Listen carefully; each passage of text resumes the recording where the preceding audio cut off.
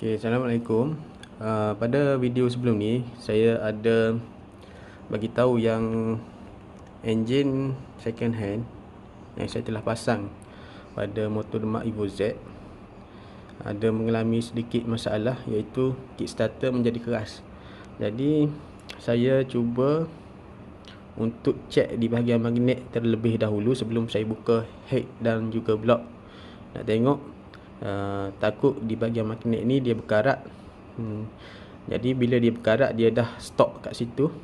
Jadi sekarang ni saya akan buat video nak cek di bahagian magnet. Kita akan cek dari segi magnet tu dia boleh berpusing ataupun tidak. Sebab enjin dah lama tersadai, dia second hand ni. Sprocket pun dah berkarat, takut bahagian dalam pun sama berkarat. Okey, jom kita akan buka di bahagian magnet.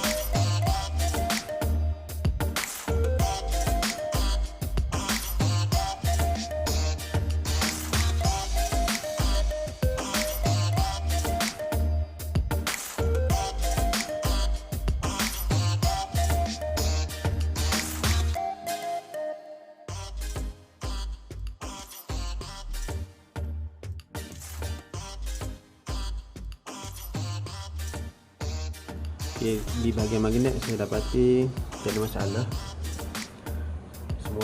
semuanya normal. Jadi jom kita cek di bahagian clutch pula. Kok ada masalah di bahagian clutch tu yang tak boleh start.